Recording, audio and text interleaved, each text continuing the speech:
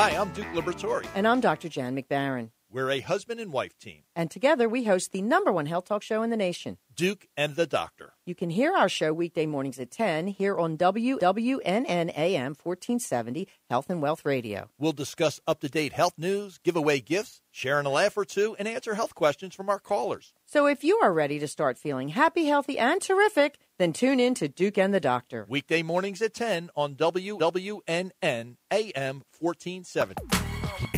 Download the iRadio Now app for iPhone or Android phones. Free at your iPhone App Store or Android App Market. Take AM 1470 WWNN with you wherever you go. If you suffer from excruciating back pain and sciatica, pay careful attention. According to a study in the medical journal Spine, back surgeries to alleviate pain frequently backfire, leaving patients in more pain than before the surgery. A second study from the University of Cincinnati's College of Medicine provides clear evidence that 74% of surgeries for the back fail. But there is a solution and an end to your suffering.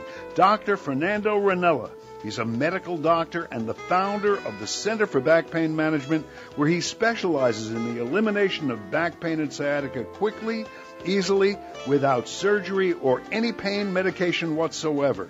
Dr. Ranella accepts Medicare and most insurance. He has a location in Delray and one in Fort Lauderdale. Call 561-819-6325. That's 561-819-6325. AM 1470 WNN with more of what you need to know. Start your day with the Steve Kane Show, Monday through Friday, 6 to 9 a.m. on South Florida's Health and Wealth Network. AM 1470 WNN. The war had been going on for 2 years, and I got the calling. I got the calling to join the service and support the boys over there. Thousands of American troops have come home from the wars in Iraq and Afghanistan, suffering the effects of post-traumatic stress and traumatic brain injuries. I never thought that I would have PTSD. I thought that I had enough coping skills. I don't think anybody who goes into combat could ever honestly say that they're not different when they come home.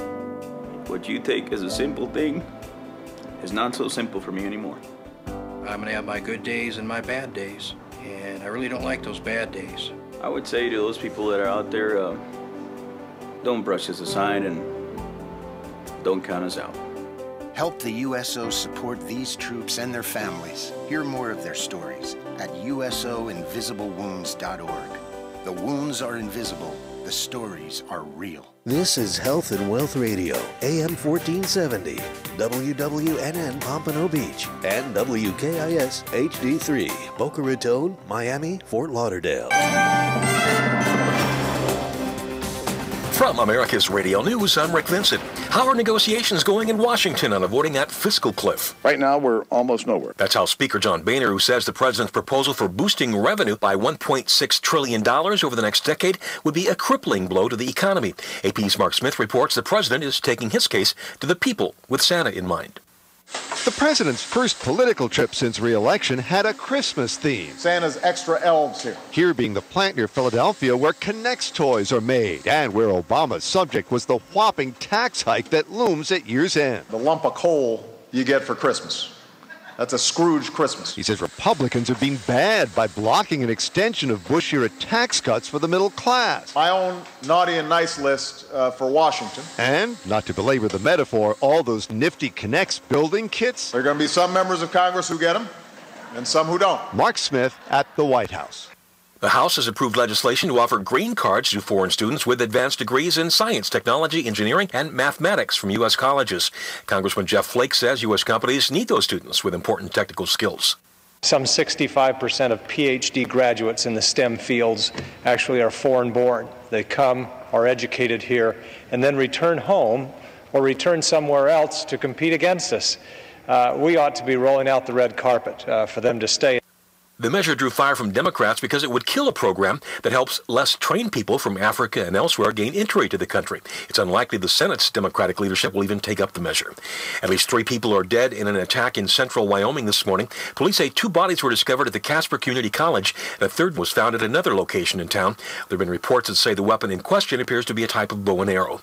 A strike in the ports of L.A. and Long Beach in its 4th day. Despite efforts to end the walkout, it's idled most of the cargo complex that's the busiest in the nation. Your first stop for breaking news, this is America. Did you know that snoring might be evidence of a disease process that could reduce lifespans by as much as 20%? Did you also know that a weak or receding jawline is not necessarily a genetic trait, but rather evidence of a disease process that is not only detrimental to appearance, but overall health? This same weak or receding jawline often produces sleep apnea, snoring, and other health effects that can reduce lifespans by up to 20%. Well, there is good news.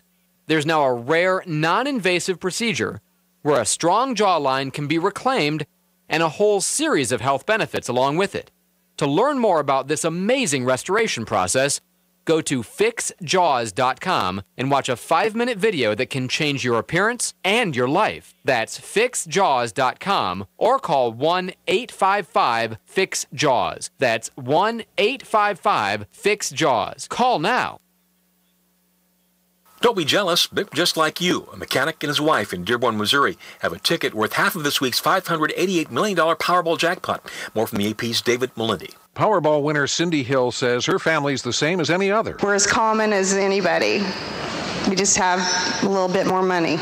She and her 52-year-old husband Mark both lost their jobs in the bad economy, but their luck started to change this year. First when Mark found work, and then when he bought 5 Powerball tickets at a gas station. And when word of his fortune got around, the calls started coming with advice. Not so much advice, but wanting to be really good friends with us. They plan a nice Christmas, will share some of the winnings with extended family, and give some to charity, especially for adoption advocacy. Anger against Egypt's Islamist president is once again on display in the streets of Cairo, where huge crowds have been denouncing a draft constitution that was approved overnight by allies of President Mohamed Morsi. A nationwide referendum on the proposed constitution will likely come in mid-December, but opponents appear determined to launch a street campaign aimed at blocking the document from coming to a vote. The wife of a U.S. government subcontractor held for nearly 3 years in Cuba is trying to bring more attention to his story. AP National Security Correspondent Sagar Meghani reports. Alan Gross's story isn't as well known as those of other Americans who were held in Iran and North Korea. Judy Gross is trying to change that. The quiet, diplomatic way just wasn't working. Telling the AP, just like it would with a wounded soldier on the battlefield, it's Washington's responsibility to bring him home. He feels totally deserted by his government. Judy Gross has sued the government and the contractor he was working for, saying her husband should never have been sent to Cuba in the first place. Sagar Meghani, Washington. The 2012 hurricane season has come to an end, and it's another one for the record books. There were 19 named storms, tying for the 3rd most active season since 1851. Journalism without agenda, this is America's Radio News. What you want to know. What you need to know. This is South Florida's Health and Wealth Radio, AM 1470, WNN. Here's some great news from Tom Trento, host of the daily WNN Trento Vision Show. Due to the unparalleled success of the Trento Vision Show, you now have an amazing opportunity to advertise on the Trento Vision Show. If you want more information about this excellent opportunity for your business, please contact Tom Trento at 561-319-5533, or you can email him, tom@trentovision.tv. The opinions expressed on the following sponsored program are strictly those of the host, guests, and callers, and not necessarily those of this station, its staff, management, or sponsors. Welcome to Trento Vision, where bad ideas get pulverized and the truth will set you free. Trento Vision is hosted by Tom Trento. Tom can be reached at 561-319-5533 or tom@trentovision.tv. Listen and watch every weekday from 3 to 6 p.m. on AM 1470 WNN and trentovision.tv. Now, let's get a peek at Tom's view of the world. Here's Tom Trento. Okay. We're going to have a little contest here. You guys ready for a contest? Sure. I'm set. What are we doing? Okay, it's 6 minutes past 4 o'clock on a lazy, hazy Friday afternoon in Boca Raton, Florida. Tom Trento here, your host. Hostess, what's the mostess? Your host. TrentoVision.tv or WNN 1470. Here's the contest. I'm going to read something, and you guys tell me what it is. Okay? All right, here we go. What is a Benin? A Benin. A Benin. Benin. Hold on. No. You can't. You can't be looking things up. A Benin. All right, let me go. What is a? My wife would know this. What is a? It's a French country. Yeah, I was going to say it's a French pastry actually. What is a Comoros? Comoros. Oh, Comoros. That's the island off of. I do know that one. Comoros. It's actually where the SELA camp is at, and I did a lot of research on the Comoros. On the Comoros. Comoros Okay. Islands. Actually, where one of the first terrorists was housed. Got Mark excited, man. Yeah, Comoros. I know Comoros. What's their main export? Tourism, actually. It actually was a French republic at one time, so it's split up into 3 parts. It's actually a good test case for Islamism. Yes, it is. What is a? Actually, off of south. What is a Burkina Faso? That's another country. It's another small country which has the economy of a toilet. What is a Gambia?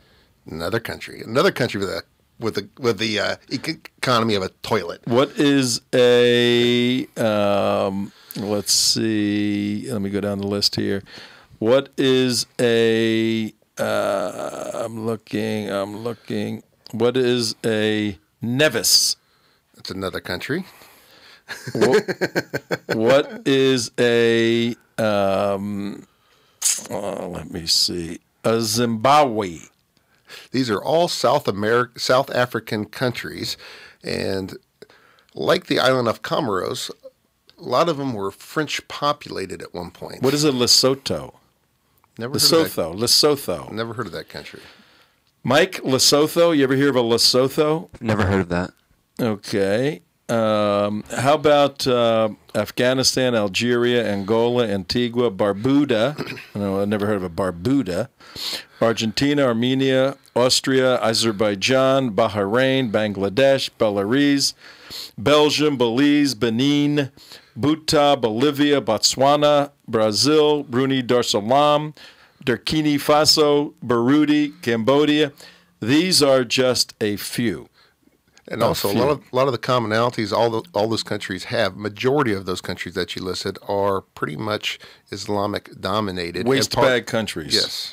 Well, that's just a few of the 138 countries that voted yesterday to make Palestine a state. Voted essentially for the destruction of the state of Israel. And the list is sad and long, but some of the more well-known countries that voted yesterday to essentially destroy Israel are Belgium. That's run by Muslims. China.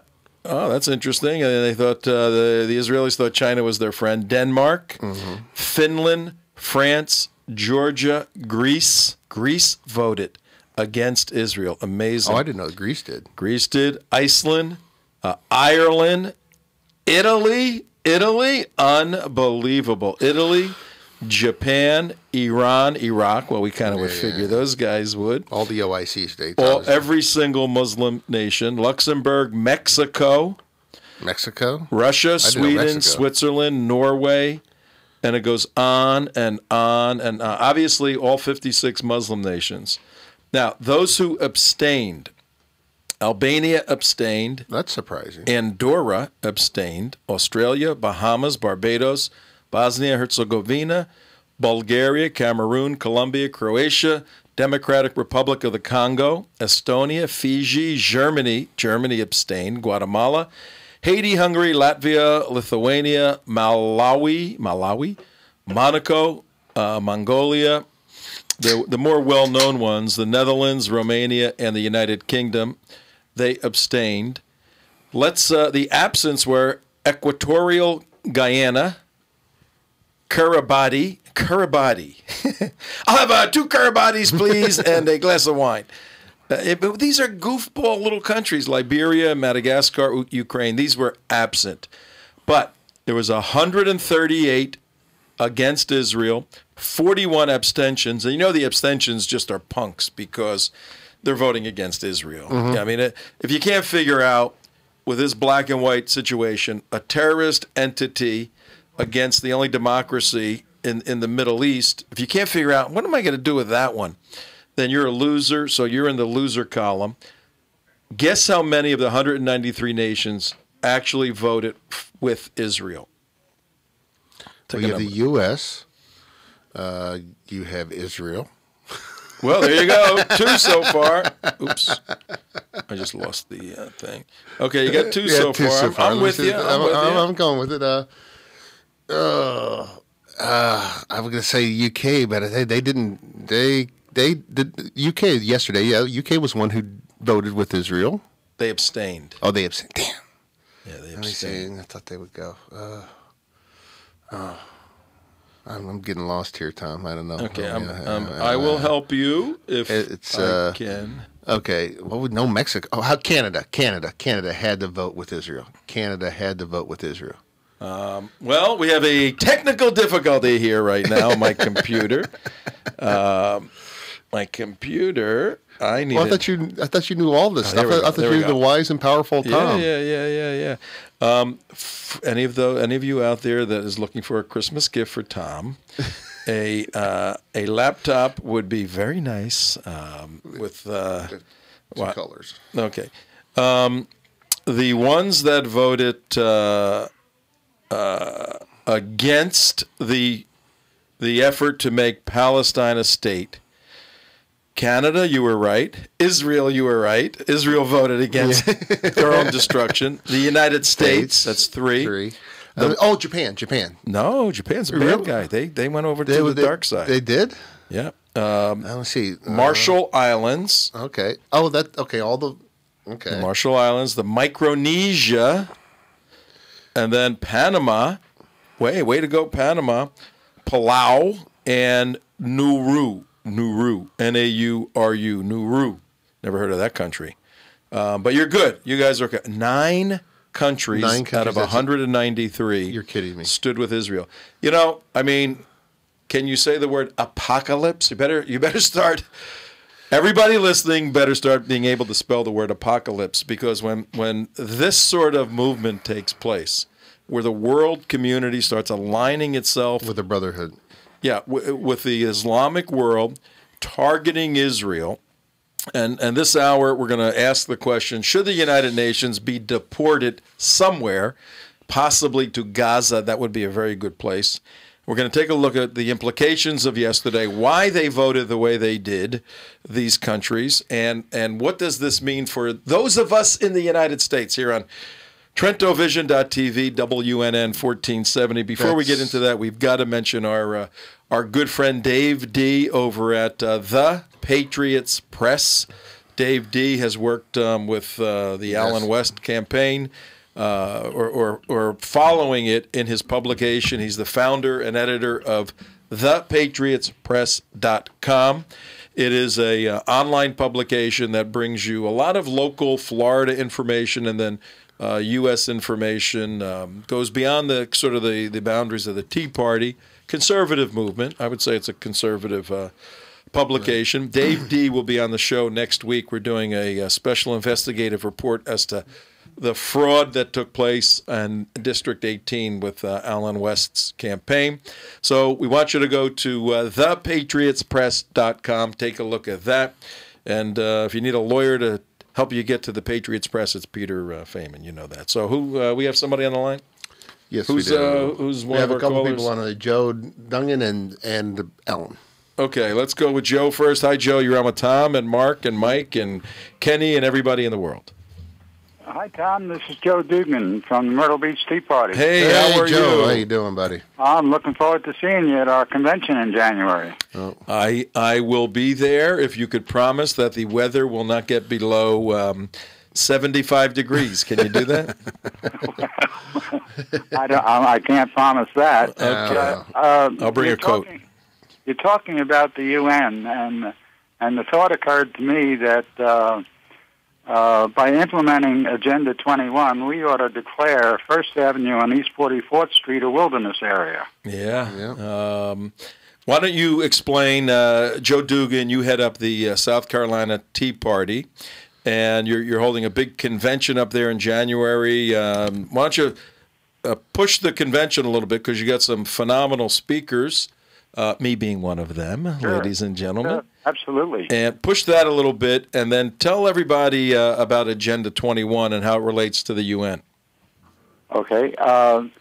We're having a second convention. We had our first one last year, and this convention that we're holding in Myrtle Beach, January 12th and 13th, is going to be an solutions-based convention, in that we have identified a number of the greatest crises facing our country, and we have gone all over the country to invite speakers who can offer solutions to the tremendous problems that we have. We will be doing a documentary of the speakers' presentations, and we hope to get that ready to present to Congress within days after the inauguration, asking them to incorporate these solutions into legislation that they'll put forth in the first 6 months of 2013. Of course, in addition to Tom, we hope to have Frank Gaffney, Ambassador Henry Cooper, Jenny Beth Martin, co-founder of the Tea Party Patriots, Robert Moffett, who's a senior fellow at the Heritage Foundation. Our Attorney General in South Carolina will be speaking on the 10th Amendment. We have Dr. Michael Kaufman, Mike Cutler, Mallory Factor, who wrote the recent bestseller Shadow Bosses. We have Tim Phillips, the president of Americans for Prosperity, Karen Schoen, Ron McNeil, and others. And it's exciting. I can't wait to get there. This is going to be good. It is exciting. And one of the things that, I'm sorry I missed the conference call on Saturday, but one of the things that is the most exciting to me is that we were talking about having a roundtable discussion. And if we can put that together, that is going to be absolutely fabulous. Now, the Agenda 21 is an effort founded by the United Nations. Yes. And it is a implementation of... This is Mark, by the way. Mark, right. meet Joe. And in essence, it is an attempt to control local land and local populations to, quote-unquote, redevelop in their own future, the future that they want, and which is antithetic to the basic principles of the Constitution, which are based on property. Absolutely. And trying to put this into a national level, this is something that's happened in the county seats and the county commissions, and this is not some national plan that's being forced by the government. It's some world attempt to seize land throughout the world. Is that correct? Yes. To me, the essence of Agenda 21 is that unlike civilizations throughout history, which had an anthropocentric view of the world, which means that man is the highest being and all the other creatures on Earth are there for man's use. Agenda 21 tries to put forth a biocentric philosophy where all species have equal rights. And so if you have something in the wetlands, no matter what the cost-benefit analysis of exploration through that area or being able to have commerce in that area, the species involved is on an equal footing or superior to man. This is what happened in the San Fernando Valley, where the water was virtually shut off, and the greatest farmland in the world. Hey, Joe, it's Tom. they may have a point. Are you aware of the recent federal election for the President of the United States? Unfortunately. Yeah. You aware that the majority of Americans voted in a particular way? Yes, and yeah, some of them voted several times. So this form of sentient existence, is competing on the subcutaneous level of the fields. So I mean, we have Democrats with no brains whatsoever, and so maybe they have a good point. Maybe we have to modify our anthropocentric view of the world and say, well, somebody sent me a note today that said we need to have an intelligence test for voting. We really need to have something like that. But so what is Agenda 21? I mean, for the average person on the street, what's the big danger of it in a sentence or two? And then we'll take a couple of calls here. The most immediate dangers are the 5 treaties that they're trying to get passed right now. The Law of the Sea Treaty, which I think is going to be brought up in the Senate in December. The Small Arms Treaty, which will follow shortly after. And the Law of the Sea Treaty, for example, would take our technology and force us to share our technology with the rest of the world. Yep. Well, to giving them a portion of our profits. Well, I can actually put this in actually more simplistic terms here. See what just happened in the UN yesterday with Israel? What? The vote? The vote. Yes. That's the same organizational body that will be controlling the land and the values and the land of the sea treaties and everything else.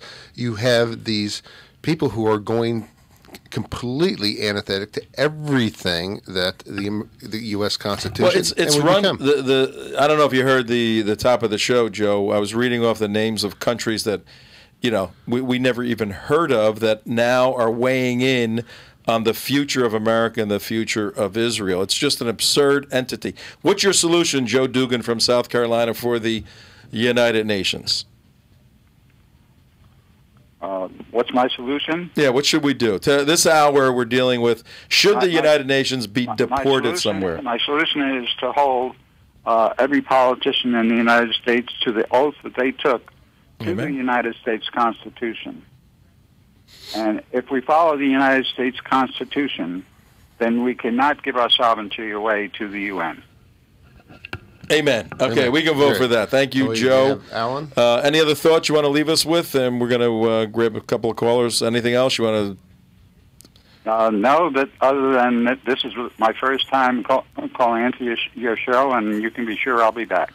Okay, you win the prize. The keys will be sent to you FedEx tomorrow, and you can go down. You're to a millionth caller. There you are. All right, thanks, Joe Dugan. I'm looking forward to. And we'll talk. We have a lot to discuss. Putting what we're doing, Mark and Mike and everybody. I'm one of the speakers at the South Carolina Tea Party Convention, the 12th, 13th of January, and we have a panel of 4 of us: myself, Frank Gaffney.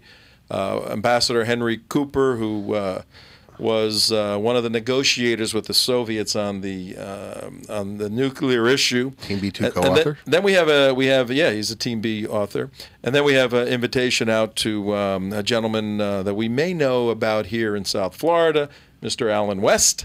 But we don't know. Well, you used to have a whole hater panel down there. Yeah. Just we don't know his situation yet.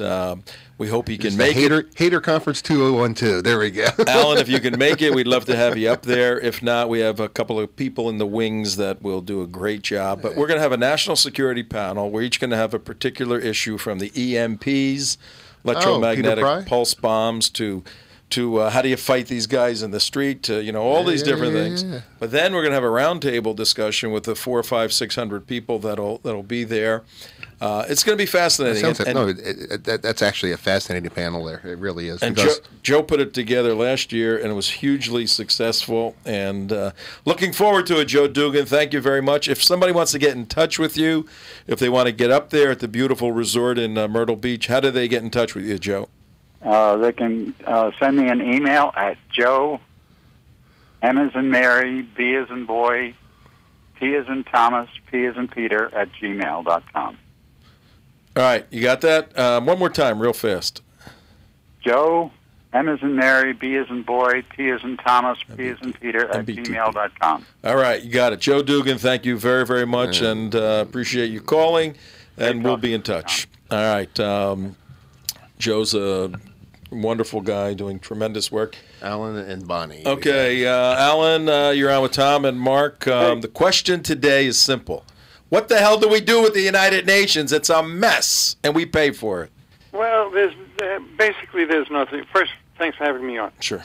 There's nothing we can do. All of this ballyhoo about quitting the United Nations, that will never happen. That's just nonsense. That's pure nonsense. So Orrin Hatch's bill has no standing whatsoever that he put in the other day on the Senate floor. Yeah, we're not going to leave the United Nations. We can't throw them out, or it would be nice if we did. But reality says that they're going to be here. They'll be on 41st Street. I agree with you. My kid lives right on the corner, and his apartment looks down on the Israeli Consul General's office, and there are always Muslims together with radical Jews standing outside on 2nd Avenue, shouting and screaming and calling. Whenever I go there, I get involved in there. But the thing is with this vote, only those eight nations, and some of them are just so small you don't even know who they are, but it's Czechoslovakia, Canada, and the United States, and Panama were the only 4 nations that had guts to stand up. The rest of them, even those who didn't vote, not voting basically is affirmation of the vote if they didn't get involved in it. But my concern is, what is Obama going to do when the Palestinians come up in a couple of weeks or months and demand full membership status in the United Nations? What is he going to do? I was shocked that the United States just didn't vote present, as he always does, and that they voted to support Israel. But what is Obama going to do when the vote comes up to actually put the Palestinians in the United Nations as a full nation? You mean in the Security Council? Well, yeah, what will we do in the we have the veto there. Here we have no veto. Right. Member state. But what is he going to do? He's going to have to build some... He's going to have to, pressure Netanyahu or get rid of Netanyahu. Do you remember in the late 90s when Clinton sent James Carville to get rid of Netanyahu, and he gave the election to Barack, with millions of dollars? Yep. He's going to have to. It's Netanyahu who has to go. Mm-hmm. I don't know. Well, that's the 22nd of January, right? That's going to happen pretty quickly here. The elections in Israel for the prime minister are January 22nd, and what you're saying is because there's no love lost between Prime Minister Netanyahu and President Obama, notwithstanding all the pretty words that people have to say in a diplomatic sense, you're saying that the path from Obama's point of view, the path to peace in the Middle East, which means the path to peace to the world, is obstructed by Bibi Netanyahu, so Obama may have to dispatch his minions to Israel, bring money, bring leadership, bring consulting, bring his ground game, bring his social media campaign, and help the Israelis on the left get rid of Netanyahu. Is that what you're saying, Alan? Well, I'll go one step further. Let's look at Benghazi. Let's look at what he did at Benghazi, where he stood silent and permitted the slaughter of four citizens there. I'm wondering whether or not, and I know I'm saying this on TV, will he dispatch Prime Minister Netanyahu in a way that will just get rid of him physically? You know what I'm trying to say? Well, you know, who knows? Yeah, the question is this: the larger question. Let's say there's a theory to move away Netanyahu, whether he entices him with millions and millions of dollars that he now has, Obama, or whether he helps defeat him. Is there really a contingent of Jews, of Israelis, who want to implement a solution? Well, yeah, there's three states. You got Judea, Samaria, you got Gaza, and then you got East Jerusalem. Are there Jews that say, "Yeah, let them all have that, and life will be good"? I mean, does that really exist in Israel? Yeah, of course they do. You have Ehud Barak, you have Shimon Peres, you have the Communist Party in Israel, you have the Radical Socialists in Israel, you have Tzipi Livni. And look at this country. You have J Street. You have Americans for Peace Now. You have all of the Jews who surround themselves with around Barack Obama. This is a must thing, and I believe that Barack Obama will try to say, "Listen, we'll dispatch American troops to the borders. We'll give you total security, but as soon as Palestine is a state, they'll be evicted, just as NASA evicted the UN troops from the Sinai." He has to somehow permit Palestine to become a member state in the United States. Well, let's go the other direction with this. Okay, let's go 180 opposite with this thing and say, okay, we agree that Palestine should be a state. 100%. Let's go. We're all in for it. Hey, let's go do it. Okay, where's the capital? Where's what? I'm sorry. Where's the capital? The capital will be Ramallah, or it'll be Jerusalem. Okay, how do you get from East Palestine to West Palestine? Because you got to have a connected country. You can't have a disparate, country with another country in the middle of it. So you got to have something to go between it. How about Gaza? I mean, you can have a country that is totally, completely separate with a couple of hundred miles between the two. Well, no. It's one country now, Alan. It's one country now. You got to have free commerce. They got to have a right to commerce in their own country. So they got to be granted a land or a road or something to get there to it, don't they? Well, there'll have to be some sort of an umbilical cord between Gaza. Well, there has to be something. And Palestine. But that's for negotiation. No. We're setting up a government now. Now, let's set up a parliament. Okay, is it a parliament, or are we just going to let it become a complete and total dictatorship?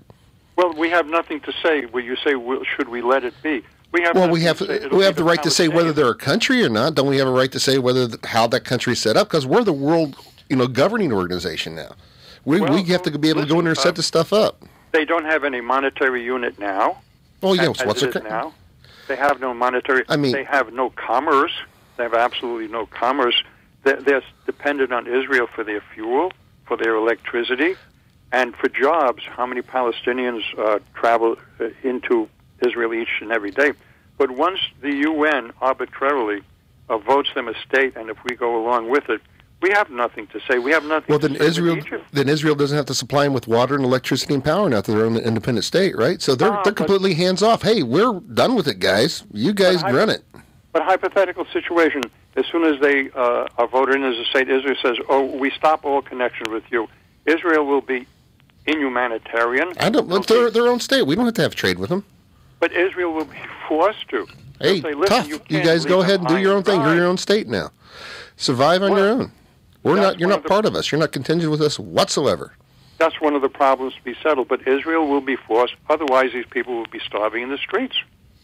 They have no economy. So let the Arab nations bail them out. Why does Israel have to bail them out? They got Egypt a border. No, because why is Israel doing that? While the rockets were flying into Israel, Israel was still supporting the Palestinian Authority. Yeah, still paying. It's insane either way you look at it. It's insane either way you look at it.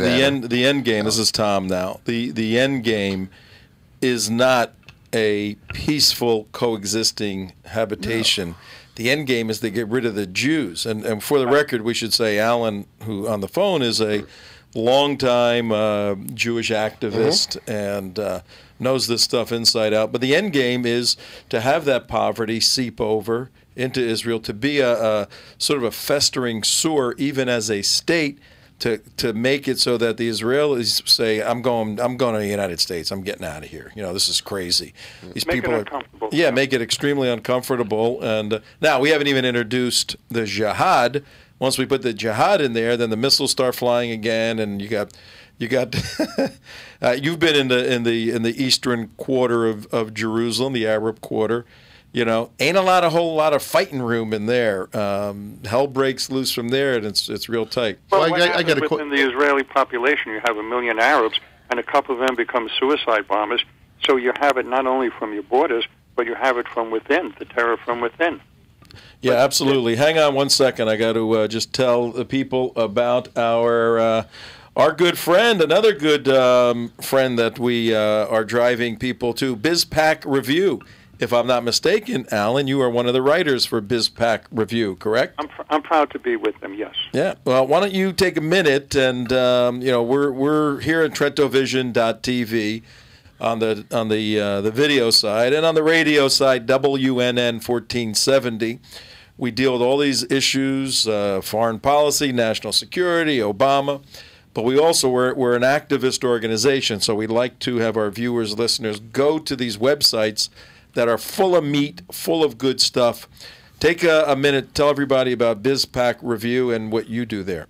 Okay, BizPack Review is a local blog. It's bizpackreview.com. Go there and read the articles, up-to-date articles directly from Israel and opinions from the United States. Very conservative views, pro-American views. Forget about the conservative. Pro-American views stream out of bizpackreview.com. You have local issues. They're great supporters of Alan West. They're great supporters of conservatism. Go to that website, bizpackreview.com, BIZPAC, review, REVIEW.com, and you'll enjoy good local issues and exchange of ideas from BizPack. Mm-hmm. Beautiful, and we got the logo up right now. Thank you, Al. You have one last thing? We're going to bring somebody bring on Bonnie. All right, hey, thank you, Alan B. Appreciate it, and have a great weekend. You guys. too. Have a wonderful weekend. We got Bonnie on the line. We can bring her up. Sure. Bye-bye. Bye. Bye-bye. Hello, Bonnie. You're with Tom and Mark and Mike. How are you? Which Bonnie is this? This is Bonnie we know? Yes, it is. Hey, what's happening, Bonnie? How you doing, Bonnie? I'm doing good. And what's your website there, Bonnie? Bare Naked Islam. There you go. All right, Bare Naked Islam. I wanted to give you some insight into the Canadian Prime Minister that has not been reported in our media and not widely reported in the Canadian media, but I did pick this up from the Globe and Mail, the British website. Right. Before the vote yesterday at the UN, Harper had to be in New York to receive some kind of an award, and he went to the UN and he called out Mahmoud Abbas for a private... Bonnie, hang on one second. Harper is the Prime Minister of Canada, correct? Canada, right. Okay, so we got Canada that voted with us, and Harper, who's a pretty good guy, right? Oh, he's amazing. Okay. In fact, I called this post on my blog chutzpah on steroids. Because he called out Abbas, and he said, if you keep doing what you're doing, referring to the Palestinian bid for the upgraded status, there will be consequences. And he laid out what those consequences would be. He said they have the Palestinians have representatives in their embassy, which is not an embassy because they are in a state, but a delegation office in Ottawa. And he said if they go ahead with that bid, he's going to close the office and get rid of all the Palestinians that are associated with the office there. Wow. And he not only did that, they gave them $300 million in aid over 5 years. It started in 2008. You going to cut that off? He told them he can expect they will not do that again when it runs out next year. So he's just been amazing. And, of course, liberal media won't report it. And he even said to him, history shows us, and the ideology of the anti-Israel mob tell us all too well, that those who threaten the existence of the Jewish state, of the Jewish people, are, in the longer run, a threat to all of us. Well, so, that's very salient. I'm just amazed at this man. He's you know. Why is he so? Why is he so hard? You know, I mean, you think of Canada. Obviously, you're thinking, oh, liberal, very socialist. Snow-eating surrender monkeys. Snow-eating surrender. That's what you normally think. And he's not. I mean, he's not. But why? Why is? Do you have any background information on Harper that will let us know why he's become such hardline on this? Well, he's always been very pro-Israel, and he treats Netanyahu like a brother, and has been very vocal in his support for the Jewish state. And but how did he become prime minister of Canada? I don't know. I think he's a Christian. He was voted by an overwhelming margin, and he's very popular there. I don't know how he does it in liberal Canada, but the people there love him. Actually, I got some insight for you on that.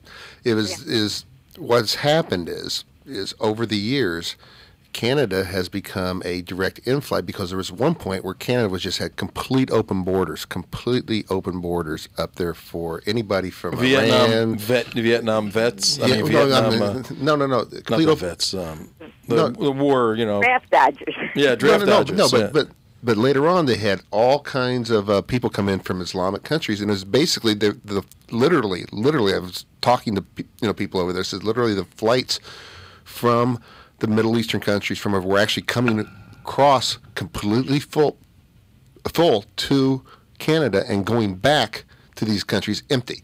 And so there was just that massive influx of populations coming from Middle Eastern countries, and they started demanding all this Sharia stuff. And so now the ground wall support is actually going against the Islamization of Canada. So there was actually a big backlash because there was such a massive influx that came in so quickly. Right. Yeah, and it's only 30 million people. I mean, there's less people in Canada than there are in California. Right. People don't realize so there's more moose. There's more moose in Canada than people in Florida. So it's very nationalistic in a real sense, except where you got Quebec over there and the battles they're having. But this is very, very good news to hear from you about Stephen Harper. And yes, I guess we're not hearing that from the MSM mainstream media, but or our own president, which really of course not. And also if we put you in charge, Bonnie, of the way things should be, what would you do with that building on First Avenue there? Well, I'd sell it to Donald Trump and have him turn it into condos, waterfront condos. I would get it out of here. Let it go. Considering that the Islamic cooperation there is 57 states, let them put it in Saudi Arabia. They have the largest contingent there of like-minded thinking states. So let them put it over there, and we could start. Like we did after what was it? Not before the United Nations. It was called something else. The League of Nations. League of Nations. Yeah. And just get all these people out and start a real United Nations, or whatever we'd call it, a United Democratic Nations or something. You had a good point. You have a good point that stimulated something in my brain. Listen to this. We can call it Trump Nation. Trump Nation, right? But you said the OIC, Organization for Islamic Cooperation, is 57 states. Technically, the OIC is 56 states and the disputed territories in Israel, Gaza, Judea, Samaria, and Eastern Jerusalem. That and I try to be technically accurate when speaking, and I'll say no, it's 56 states. Right. And one thing that isn't a state yet. Well, that's half wrong now. We have 56 states and one honorary state. That's the way to look at this. They made this an honorary state. So it would be legitimate now to start saying the 57 state Palestine is part of it. Saudi Arabia would be great, all the diplomats that come from all over the world that love to come to New York in their apartments and their cars. It's such a scam. We saw them, remember? Yeah. We were there for the General Assembly in September outside the Warwick Hotel, and all the Iranian spies and agents were there with the Iranian cab drivers and limo drivers, and they're just loving it. They're out of their phony baloney prison countries. They have freedom in New York. They can go get a glass of wine if they want police escorts. Yeah, it's Send them all the hell back to one of the Islamic countries where nobody can do anything. You know, that's what needs to happen. That's going to happen anyway. I mean, they're getting very close now to this Islamic caliphate they're hoping for, and it's getting closer and closer now that Obama is helping it happen.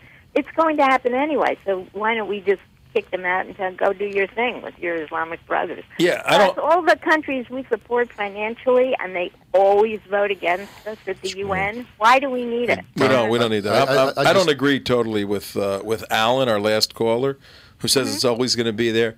It doesn't have to always be there. I mean, why can't we start thinking about moving this thing? Just saying, you know what, this doesn't help the United States whatsoever. We're paying all the money, and we'll still participate. You guys run it. Go run it. And you know what? If they run it like Islam runs anything else, right. I'd like somebody to call in or text or write or whatever. And back in June 4, 2009, our president went to Cairo, Egypt, the center of the Sunni Caliphate. His apology tour. And he said that Islam has, through the years in American history, contributed greatly in many, many ways to American culture and American life. How? I'd like anybody, anywhere to call us up, 888-565-1470, WNN 1470, and just call 888-565-1470. What is the most significant contribution the Islamic world has made to the United States in our 236 years of history? Bonnie, you got an answer for that? No, I don't. I actually have 1,001 answers for it. Oh, God. Tom knows what I'm talking about. Tell Mark. The 1,001 inventions. Bonnie, Yeah. listen to this. Mark, explain to Bonnie what you're talking about. Oh, God, we're in Washington, D.C., and we're coming back. In September. It's September. And we're walking back to the car, and we're going, oh, my God, what is this? And we come and we come across, and we see this sign that says 1001 Muslim inventions. And we got to go. It was at the National Geographic building National in Geographic downtown. was sponsoring it. And so Downtown Washington. We got to go in this thing. I mean, this is the last, but we got to go in. So the next day we come back and we go into the things, and the things that they're claiming they created. They claim they created flight. They claim they claim they created rocketry. They claim medicine, perfumes. I mean, just 1,001 BS. You know. Oh, but we thought about it. We thought about creating this. We thought about creating this. We thought about creating this. We thought about creating this. So they created it. If they thought about it, they created it. I mean, it was such a laugh-a-thon. I mean, it was. Wait, what'd you say, Bonnie? They're sending that all over the country. Yep. And all over the world. It's been in New York, too. I posted about it a few times, and I was able to list at least 20 of their inventions that they actually claim to have invented, and I have proof that other countries invented them. Sometimes when they take over a country, they claim all their inventions as their own. That's how they do it. That's one Oh, yeah, I good forgot way. about that That's part. one Yeah. good They way. didn't even invent algebra as is commonly believed. Right. They named the number 0. They didn't even invent it. India invented the number 0. They gave it a name. So that's it. But I got to go. I got to go back to work. All right, Okay, hey. Bonnie. Thanks for Great calling. talking to you. Okay. Bye-bye. We have one more caller. That's our friend Bonnie, Bare Naked Islam. She has a pretty dramatic blog, a hard-hitting blog. You can take a look at that at 49 minutes after the hour. In our second hour, question we're dealing with here today in this second hour. First hour, we had our good friend Patrick Poole on dealing with Senator McCain, the 3, 4, 5, 6, 7 faces of McCain as he's totally confused on the Muslim Brotherhood. He's for it, he's against it, he's for it, he's against it, he's for it, he's against it. But the bottom line is he ought not be taking a lead on these issues where he wants to go in and overthrow Gaddafi and open up this Islamic Jihad genie now in the Middle East where weapons are being shipped all over the place. A helicopter was shot down in Syria the other day by a Gaddafi man pad. I mean, all hell has broken loose. And Senator McCain is partly to blame for this with this administration because what? No. we got 2 more callers to close up the hour. Okay.